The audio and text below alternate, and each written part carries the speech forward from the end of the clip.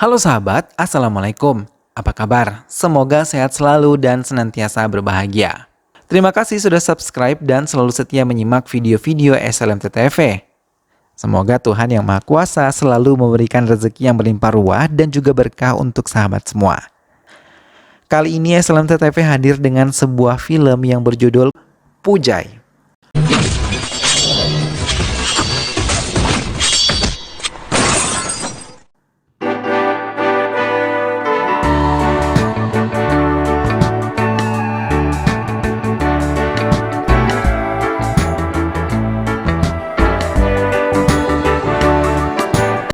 Film ini diawali dengan memperlihatkan seorang anggota dewan yang melintasi daerah perbukitan. Saat di perjalanan, mereka menemukan sebuah truk yang terguling. Semua orang pun turun untuk membantu para korban, namun dari kejauhan ada seseorang yang sedang memantau gerak-gerik mereka. Tiba-tiba muncul orang-orang yang keluar dan ternyata kecelakaan itu hanyalah jebakan. Seketika orang-orang muncul dari semak-semak membunuh anggota dewan tersebut. Ia mati karena terkena sayatan di badan dan juga lehernya yang mengakibatkan dirinya mati kekurangan darah. Ternyata orang yang membunuh anggota dewan tadi merupakan anak buah dari anggota gangster terbesar di India yang dipegang oleh Anna Tandavam. Dirinya menyuruh anak buahnya untuk melakukan pembunuhan sesuai dengan permintaan dari para kliennya, entah itu karena politik atau hanya sekadar uang. Diperlihatkan lagi sekarang Anna sedang menuju ke kampung halamannya yang berada di Pollachi setelah pergi dari rumah 13 tahun yang lalu. Dia juga memiliki bisnis rentenir dan juga sebuah pabrik garment. Scene berpindah lagi yang memperlihatkan anak buah dari Tavashi sedang mencari seseorang yang bernama Vasu. Para preman itu mencari Vasu karena mereka disuruh oleh Tavasu yang tidak suka Vasu karena membuka bisnis peminjaman uang. Kemudian salah seorang preman memegang bahu dari Vasu yang preman itu tidak tahu menahu kalau itu adalah Vasu. Vasu menghajar orang tersebut yang membuatnya terpental.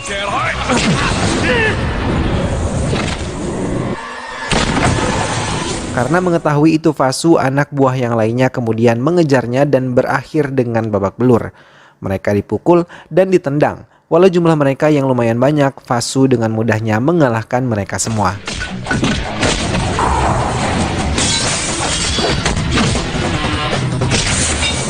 Keesokan harinya, Vasu dan anak buahnya sedang berjalan-jalan di mall. Di sana ada sebuah keributan yang menarik Vasu. Keributan itu disebabkan ada seseorang pria yang sedang ingin mengungkapkan perasaannya ke seorang gadis cantik bernama Divya. Namun Divya menolak pria tersebut dan pergi dari situ. Vasu yang melihat kejadian itu pun mengejar wanita tadi dan saat bertemu ia malah langsung memarahinya karena sikap Divya yang kurang baik dengan pria tadi. Divya kemudian menjelaskan kepada Vasu yang akhirnya memojokkan dirinya. Karena tahu alasannya, Vasu kemudian memuji-muji Divya dan meminta maaf kepadanya. Kemudian di tempat lain, orang suruhan dari RJ Export yaitu Raj Shekhar menyuruh anak buahnya untuk menemui Anna Tandavam dan meminta Anna untuk membunuh seorang polisi yang bernama Siva Kozundu. Karena jika polisi ini mengendus perbuatan mereka, atasannya akan ditahan. Anna akhirnya setuju dan saat itu juga Tandavam menyuruh anak buahnya yaitu Sundaram untuk mencari semua informasi tentang polisi Siva Kozundu. Scene berpindah ke pasar yang memperlihatkan Divya dan satu temannya sedang mencari bahan makanan untuk dibeli. Di situ Divya bertemu lagi dengan Vasu. Saat melihat kedatangan Divya, Vasu mempersilahkan Divya duduk dan mereka pun semakin akrab. Semenjak pertemuan di pasar, Vasu dan Divya juga sepertinya mulai menyukai satu sama lain.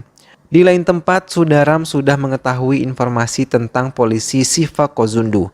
Mereka mengetahui kalau setiap 2 kali dalam sebulan, polisi Siva Kozundu akan menonton film di bioskop dengan istrinya pada hari Sabtu. Tandavam kemudian menyiapkan rencana yang akan dijalankan oleh anak buahnya dan Tandavam juga memerintahkan anak buahnya untuk tidak membunuh istri dari polisi itu apapun alasannya. Di saat yang sama, Vasu dan Divya juga akan menonton film di bioskop. Saat sedang menelpon Divya dan memberitahukan kalau ia sudah datang, Divya menyuruh Vasu untuk menunggu di dalam. Pada saat Divya sampai di parkiran, anak buah dari Tandavam yaitu Sundaram sudah bersiap-siap menunggu kedatangan polisi itu. Dan tanpa disadari, Sundaram sedang membelakangi pintu mobil Divya. Karena tak bisa keluar, Divya kemudian menelpon Fasu dan memberitahu kalau akan ada sesuatu kejadian di sana. Tepat pada saat polisi tersebut datang bersama istrinya, ia dihampiri oleh seseorang yang sujud di kaki polisi itu dan menarik kaki polisi yang membuatnya langsung terjatuh hingga kepalanya terbentur di aspal. Fasu yang tepat pada saat itu melihat kejadian tersebut langsung berlari menghampiri polisi tersebut.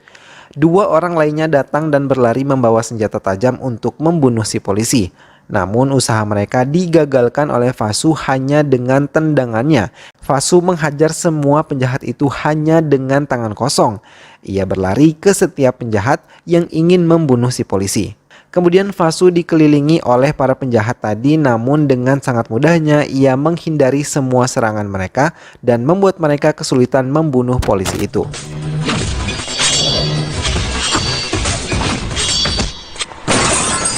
Usaha Fasu berhasil. Ia membuat semua penjahat itu melarikan diri meninggalkan polisi dan juga Fasu di sana. Polisi itu dan istrinya pun dibawa ke rumah sakit. Setelah siuman, si polisi dan istrinya tersebut ingin berterima kasih terhadap Fasu karena telah menyelamatkan mereka. Namun Fasu sudah meninggalkan mereka berdua sedari tadi. Di tempat lain, Tandafa marah karena semua yang ia rencanakan dari jauh hari gagal karena seseorang pemuda. Kemudian Tandafa menyuruh saudara mencari orang yang telah menggagalkan serta berani melawan Tandafa. Keesokan harinya, Fasu menemui Divya di restoran. Di situ Fasu akhirnya memberitahukan perasaannya yang sesungguhnya bahwa ia sangat mencintai Divya. Sangat disayangkan, jawaban Divya membuat hati dari Fasu terluka dan ditolak seperti pemuda di mall saat itu. Pernyataan tersebut juga dibuat mengenaskan karena Divya juga mengungkapkan kalau ia menyesal telah berteman dengan orang-orang pasar dan menyinggung kalau Fasu tidak memiliki status untuk mencintai Divya. Fasu yang mengetahui kalau orang yang ia cintai dapat berkata seperti itu dan ia pun dengan rasa sakit hatinya pergi meninggalkan Divya dari restoran tersebut. Saat pulang, ia memberitahu temannya apa yang terjadi. Temannya sangat marah karena perlakuan Divya yang membawa-bawa status. Saat turun ke bawah, Kutipuli mengungkapkan identitas Fasu yang sebenarnya. Fasu sebenarnya anak dari konglomerat yang merupakan pemilik sebuah perusahaan besar yaitu Kocak Group. Rumahnya bagaikan istana, hidupnya sangat dijamin dan bisa memperoleh apa yang dia mau. Namun muncul suatu permasalahan saat ia hanya berdua di dalam kamar bersama si mempelai wanita dan tak lama kemudian ayah mertua memergoki mereka sedang berpelukan. Padahal itu hanya kesalahpahaman, karena kesalahpahaman itu Fasu diusir dari rumahnya oleh ibunya sendiri. Di lain tempat, Tandavam sedang berusaha mencari identitas Fasu. Kebetulan Tandavam dan Fasu sedang menaiki lift yang sama, namun si Tandavam tidak mengenali bahwa orang yang bersamanya di lift adalah Fasu karena ia masih belum mengetahui identitas Fasu. Malamnya Divya mendatangi Fasu untuk meminta tolong agar menggagalkan kawin lari temannya yang bernama Citra dengan seorang pria bernama Anwar. Awalnya Fasu enggan membantu karena perkataannya yang menyakiti hatinya. Namun saat dijelaskan orang tuanya Citra, Fasu akhirnya mau menggagalkan kawin lari tersebut dan ia bergegas menelpon temannya untuk mencari ke semua stasiun terdekat. Bukan hanya temannya saja, ia juga menghubungi setiap orang yang ia kenal di setiap wilayah untuk membantu mencari keberadaan Citra dan juga Anwar. Tak lama kemudian Fasu menemukan Citra dan Anwar di sebuah stasiun dan langsung memarahi mereka sebab ia tahu bahwa jauh dari orang tua itu sangat menyakitkan. Fasu juga mengatakan tidak salah untuk mencintai tapi harus dengan logika dan juga etika. Karena perkataannya bukan hanya Citra dan Anwar saja yang sadar, tetapi Divya juga dan Fasu pun mengantar pulang semua ke rumah masing-masing. Begitu sampai di rumah, Divya mengaku kepada ibunya kalau ia mencintai Fasu dan ibunya pun tak melarang anaknya untuk mencintai seseorang. Keesokannya Fasu disuruh pamannya datang ke kantor Pilamedu untuk menandatangani sebuah dokumen. Fasu pun kemudian datang ke kantor itu dan di sana ada anggota keluarga lainnya dan mereka sepertinya masih tidak suka dengan Fasu akibat kesalahpahaman yang terjadi. Divya menelpon teman Fasu yaitu Kutipuli. Kutipuli memberitahu status Fasu kalau ia adalah anak konglomerat dan Divya pun hanya bisa terdiam. Fasu pun masuk ke kantor tersebut beserta anggota keluarganya yang lain. Dan setelah menandatangani kontrak tersebut, Fasu langsung pergi tanpa ada satu kata pun yang keluar dari mulutnya. Saat pulang, Citra mengatakan kepada Fasu bahwa Divya mencarinya untuk mengatakan bahwa dirinya juga mencintai Fasu. Fasu pun sangat senang mendengarnya dan segera menemui Divya di rumahnya. Setelah beberapa hari melakukan penyelidikan tentang Fasu, akhirnya Sundaram menemui Fasu yang sedang asik mengobrol di sebuah kafe. Salah seorang preman langsung mendatangi Fasu dan bertanya, "Siapakah Anda?" Karena Fasu sudah mencurigai preman tersebut, ia langsung menendangnya hingga tersungkur. Teman-teman dari preman itu pun datang dan membantu temannya walau mereka berjumlah banyak, namun Fasu berhasil mengalahkannya satu persatu. Awalnya Sundaram ingin ikut menghajar Fasu, namun ia mengurungkan niatnya karena si pemilik kafe sedang menelpon polisi. Besoknya, Tanda Pham sedang membuat rencana untuk mempermalukan keluarga Fasu dengan menampar pamannya di depan umum. Tamparan ini membuat seluruh anggota keluarga Fasu menangis karena sudah dipermalukan. Kemudian ibunya Fasu menelpon Fasu dan memintanya untuk segera pulang. Fasu sontak terkejut dengan perkataan ibunya karena ibunya yang telah lama membencinya meminta Fasu untuk segera pulang. Hal ini karena ibunya telah mengetahui kejadian sebenarnya dari Durga. Kalau itu semua sebenarnya murni kesalahan Durga. Sesampainya di rumah, semua anggota keluarganya nampak sedih. Ia pun bertanya apa yang telah terjadi. Setelah adik Fasu memberitahunya dan ibunya meminta Fasu untuk mematahkan tangan yang menampar pamannya, saat itu juga Fasu langsung pergi ke rumah Tanda Pham dan mencari siapa yang telah menampar pamannya.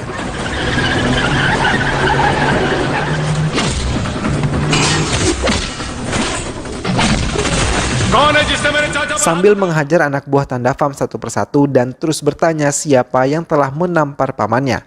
Kemudian ada seseorang yang mengaku bahwa ia yang telah menampar pamannya Fasu.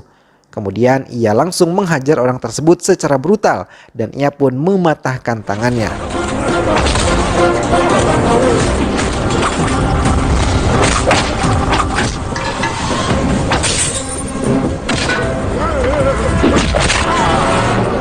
Tanda Pham yang kesal langsung masuk ke dalam rumah untuk mengambil sebilah parang untuk membunuh Fasu, namun mau bagaimanapun usahanya tetap gagal. Dan Tanda Pham pun kemudian dapat dikalahkan. Tak lama Sundaram datang dan memberitahukan ke Tanda Pham bahwa dialah orang yang kita cari selama ini. Karena merasa telah dipermalukan, Tanda Pham merencanakan kembali untuk membunuh Fasu. Kejar-kejaran pun terjadi dari ujung danau hingga ke tengah kota.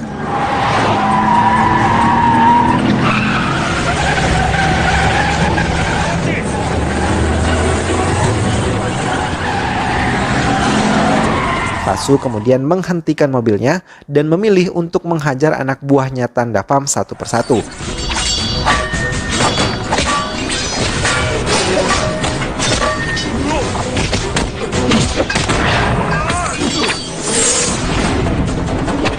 Semua anak buahnya dibuat keok oleh Fasu dan mereka dipukul, ditendang hingga tak bisa berbuat apa-apa. Tanda Pham pun mencoba melawan Fasu namun ia juga dibuat babak belur olehnya hingga dirawat di rumah sakit. Divya yang kebetulan sedang menaiki bus umum merekam semua kejadian tersebut dan mengirimkannya kepada teman Divya yaitu Ramya. Tanpa sepengetahuan Divya, Ramya mengupload kejadian itu ke media sosial dan menjadi trending topik. Karena videonya viral, Tanda Pham menjadi sangat malu. Bahkan beberapa pejabat yang percaya kepada Tanda Pham mulai meragukannya. Siva Kozundu yang mengetahui video tersebut langsung mendatangi Fasu. Fasu yang melihat ada banyak polisi yang datang sudah pasrah untuk membiarkan tangannya diborgol. Namun alih-alih memborgol tangan Fasu, Siva Kozundu malah memeluknya karena pernah menyelamatkan hidupnya. Ia juga akan membantu menyelesaikan masalah dengan Tanda Pham. Siva Kozundu menyuruh anak buahnya menulis laporan penyerangan serta pembunuhan berencana yang dilakukan oleh Tanda Pham. Karena sangat teramat malu, Tanda Pham menyuruh anak buahnya mencari orang yang telah mengupload video pertarungannya dengan Fasu. Anak buah Tanda Pham menemui rumah temannya Divya yang sedang disiksa. Kebetulan teleponnya sedang terhubung ke HP milik Divya dan juga Fasu. Karena tahu jika Divya akan dalam bahaya, ia kemudian menyuruh Divya dan keluarganya untuk tinggal di rumah Fasu. Tanda Pham sepertinya sudah muak karena telah dipermalukan oleh Fasu. Ia pun menyuruh anak buahnya dan menyusun rencana untuk membunuh pamannya Fasu. Besoknya Fasu meminta pamannya untuk ikut dengan pamannya ke pabrik milik keluarganya. Pamannya pun memperbolehkan Fasu untuk ikut serta dengannya menggunakan pakaian formal. Saat tiba di pabrik, Fasu disambut baik dengan para pekerja di Kofai Group. Saat di dalam kantor, pamannya Fasu menyerahkan perusahaan Kofai Group sepenuhnya kepada Fasu. Fasu kemudian melihat-lihat melalui CCTV dan ada beberapa orang yang mencurigakan. Ia lalu menelpon security dan diberitahu kalau itu hanyalah pekerja sementara. Makin lama orang yang dikira pekerja itu semakin mencurigakan. Fasu kemudian keluar karena merasa ada yang tidak beres dengan mereka. Namun orang-orang itu lebih dulu menemui pamannya. Dengan cara yang sama, saat di bioskop, para preman tersebut bersujud di kaki pamannya dan menarik kaki pamannya hingga membuatnya jatuh. Beruntung Fasu datang tepat waktu dan bisa menghajar semua preman tersebut dengan mudahnya.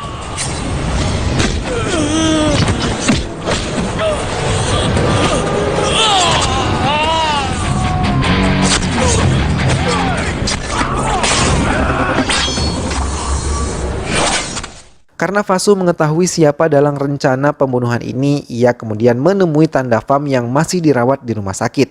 Setibanya di ruangan Tanda Pham, Fasu langsung memaki-maki Tanda Pham dan akan memenjarakan Tanda Pham jika ia masih mengganggu keluarganya. Tanda Pham yang mendengar hal tersebut merasa tertantang dan mengancam balik untuk membunuh keluarga Fasu. Scene berpindah ke rumah Fasu. Terlihat ada banyak sekali kenalan Fasu yang merupakan gangster-gangster yang ia kenal. Para gangster ini berniat membantu Fasu membunuh Tanda Pham, namun Fasu menolaknya. Akhirnya para gangster ini meminta Fasu menghubungi mereka jika membutuhkan bantuan. Kemudian terlihat Fasu Divya datang ke kantor polisi. Fasu masuk ke dalam untuk menemui polisi Siva Kozundu sementara Divya menunggu di dalam mobil. Tiba-tiba Divya melihat orang yang saat itu ingin membunuh polisi Siva Kozundu. Divya pun mengikuti orang tersebut yaitu Sudaram sembari menghubungi Fasu. Kemudian Fasu pun ikut mengejar Divya dan diikuti oleh polisi Sivak dan rekannya. Awalnya Sudaram tidak mencurigai Divya, namun ia dikagetkan oleh kedatangan Fasu yang berlari dari kejauhan. Sontak Sudaram pun berusaha kabur dari gang tersebut, namun ia berhasil ditangkap oleh polisi Sivak. Sementara itu, scene memperlihatkan orang yang bersama Nares, anak dari seorang kolektor yang dibunuh oleh suruhan Tanda Pham. Nares berniat menemui Fasu untuk meminta balas dendam ke Tanda Pham. Ia kemudian mengikuti Fasu dan berhenti di sebuah kafe. Fasu yang sudah curiga dari tadi meminta temannya untuk membawa Nares ke belakang kafe. Fasu pun bertanya apa tujuannya dan apakah dia orang suruhan Tanda Pham. Nares pun menjelaskan kalau dia bukanlah orang suruhan Tanda Pham dan ia malah ingin membunuh Tanda Pham karena telah membunuh ayahnya. Tetapi Nasu menyuruh Nares pulang dan merawat ibunya. Besoknya terdapat sebuah festival di sana. Semua anggota keluarga Fasu datang ke sana untuk memanjatkan doa. Sementara karena situasi dirasa kondusif, Divya dan keluarganya memilih untuk pulang ke rumahnya. Namun pada saat di perjalanan pulang, Divya dihadang oleh sebuah truk dan hendak dihancurkan oleh ekskavator. Beruntungnya mereka berhasil kabur dan menghubungi Fasu. Fasu beserta polisi Sivak mendatangi lokasi yang disebutkan Divya dan Fasu pun berhasil menyelamatkan Divya. Di tempat lain, semua anggota keluarga Fasu sedang berdoa. Namun, tepat di belakang ibunya, Fasu terdapat istri dari Tanda Pham yang berhasil menusuk ibunya Fasu. Kejadian tersebut membuat Tanda Pham senang dan Fasu merasa terpukul. Ia juga sangat teramat terpukul karena ibunya telah tak bernyawa lagi dan menyalahkan dirinya sendiri. Besoknya, Fasu meminta izin ke polisi Siva Kozundu untuk menghabisi Tanda Pham. Fasu mencari Tanda Pham hingga ke Patna. Ia disambut Nares dan juga teman-temannya. Fasu pun tiba di tempat ayah Tanda Pham dan membawa uang 5 laks sebagai uang muka. Kemudian 50 laks lagi sebagai uang bayaran, lalu ia memberitahukan kalau dia ingin ayah Tanda Pham untuk menghabisi seseorang yang tak lain dan tak bukan adalah Tanda Pham itu sendiri. Sontak ayahnya tertawa, kemudian Fasu membantai semua anak buah ayahnya Tanda Pham dengan sangat brutal.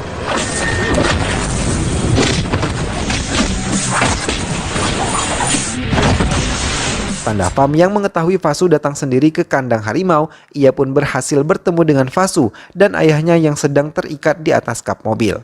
Dengan amarahnya, ia menembak ayah Tanda Pham di depan muka Tanda Pham dengan tangannya sendiri. Kesal melihat ayahnya mati, Tanda Pham menyuruh anak buahnya menembak Fasu dan menghabisinya. Namun satu persatu anak buah dari Tanda Pham dibunuh oleh Fasu dengan mudahnya tanpa ampun.